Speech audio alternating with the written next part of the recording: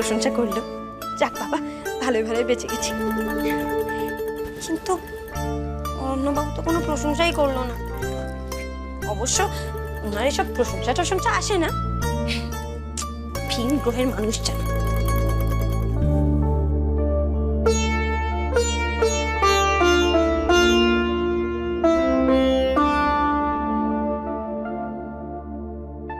চলো, তুমি bag pack করছো কেন? দেখুন নিজের অবস্থাটা দেখুন। সেদিন আমাকেই আপনি বলছিলেন কি বুদ্ধি বাড়াবার ওষুধ খেতে, তাই না? আর আপনাকে দেখুন, আপনি এখন ভুলে যাওয়ার রোগটা যেন রপ্ত করে ফেলেছেন।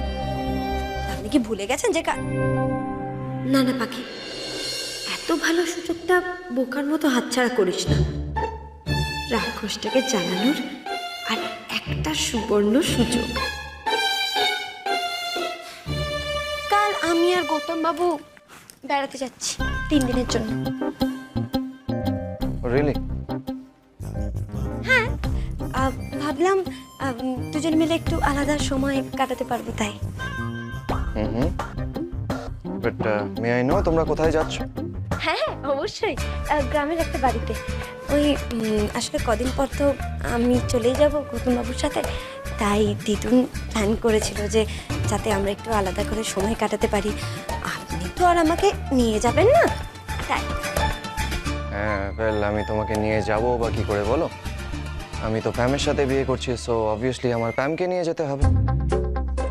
অ্যান্ড বরং তুমি ওখানে গৌতমের সাথে গিয়ে ভালোই করছো, বিকজ আমি তো প্যামের সাথে থাকবো, সো তোমাকে সময়টা দেবে কে? খুব না, প্যামের সাথে থাকবেন আপনি। আমি দেখবো ওখানে গিয়ে আমি আপনার উপর নজর রাখবো সারাক্ষণ। এমনিতে প্যাম সারাক্ষণ আপনার সাথে ঘুরঘুর করে আমার একদম ভালো লাগে না। বাবা, তোমার আবার এত খারাপ লাগছে কেন? তোমার তো নাকি গৌতমকে পছন্দ। আমি তো আনরোম্যান্টিক, লাট সাহেব, ছোট্ট রাক্ষস, কুমড়া মুখ, তাই না? দেখুন একদম না আমাকে রাগাবার চেষ্টা করবেন না, আমি কিন্তু খুব রেগে যাচ্ছি। ও বাবা, নিজে টিজ করলে সেটা কিছু না, আর আমি যদি একটু লেগ পুলিং করি তাহলেই চোখে জল চলে আসে।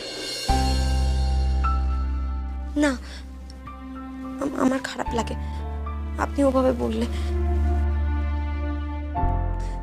এমনিতেই আমি এই নাটকের বিয়েটা নিয়ে খুব চিন্তায় আছি।